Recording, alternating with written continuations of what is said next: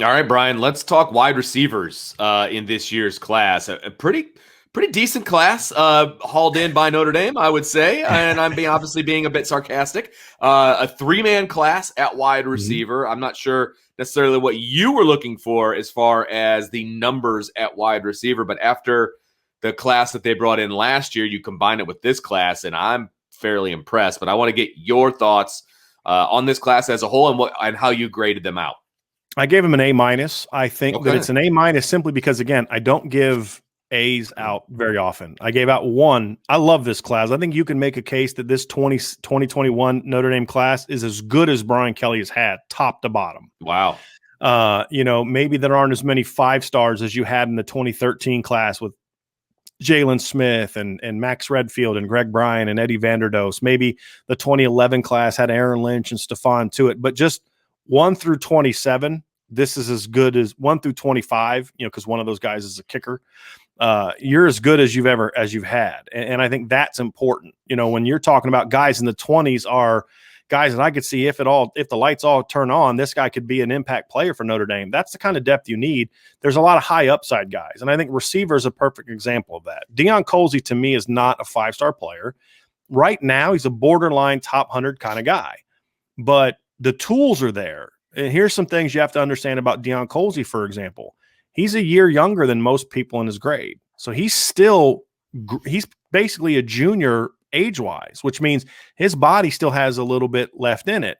I think being in a private school where he was just so much bigger and more athletic than everybody he played against, you don't really have to learn how to dig deep when you play against competition you're that much better than. You don't really learn that till you get pushed and challenged and kind of punched in the mouth by a cornerback that's unlike anyone you've ever gone against. And then what do? Well, everything I've heard about Dion Colzi is he's going to respond well to that. But you don't know what you don't know till you realize that you don't know it, till it's obvious in front of your face. And so I think he's a guy that has, he needs time to become that kind of player.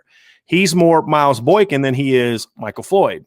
But they both became really good football players when it's all said and done. So I look at Dion Colzi, and he's kind of the guy that that started the class. I believe he was the first commit. Him and Lorenzo Styles were like a few hours apart.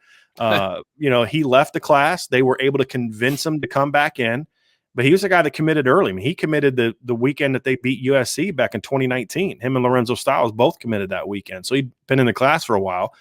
Very talented, big receiver, can stretch the field.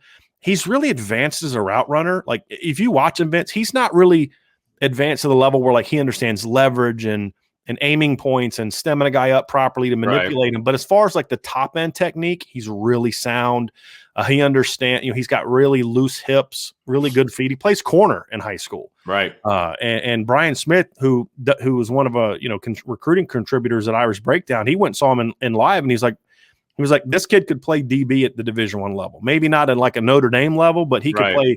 And you don't do that if you don't have hips, And so he's really fluid athlete that to me is just scratching the surface of what he can be. And I think at a place like Notre Dame, in the strength program he's going to get, facing the competition he's going to face, I think his game's going to take off. And he's a very talented player. And then you look at Lorenzo Styles, completely different type of athlete.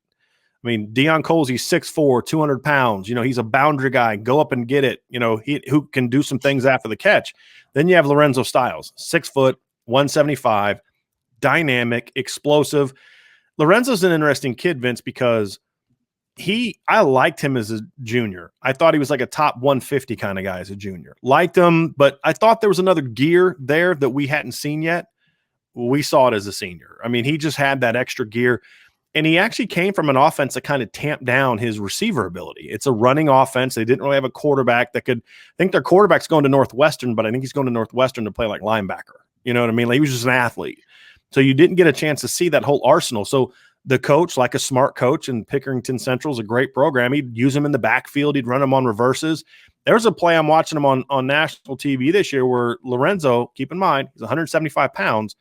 He gets a ball off tackle, and he's got a DB in the hole, and he just runs him over. He just, boom, runs him over. There's a toughness to this kid. You watch him play cornerback, and he's a bully. I mean, he's just throwing guys to the ground. Again, he's 175 pounds. He's not a big kid. So I love that toughness. He certainly has the genes. His dad played at Ohio State.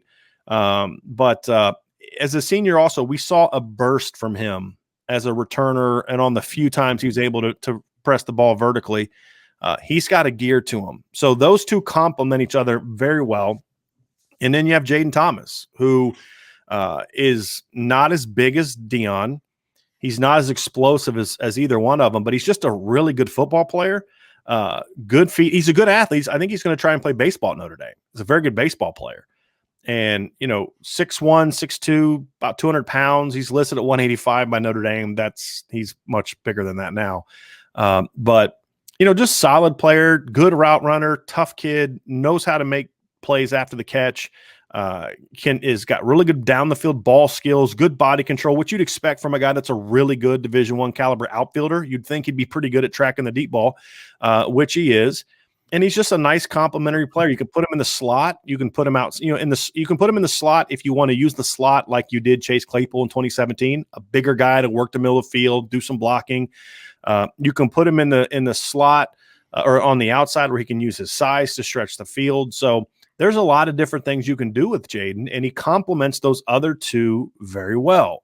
So this is a very strong class. The reason I gave it an A-, and even it was more closer to a B+ than it was an A, is just because there is no surefire day one step on the field difference maker, elite player.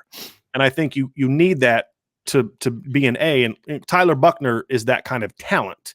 None of these guys are that yet. They're all going to need a little bit of work, but it's a very good group. And then when you combine it with last year's group of Jordan Johnson, Xavier Watts, and Jay Brunell, very strong 2-year class for Notre Dame.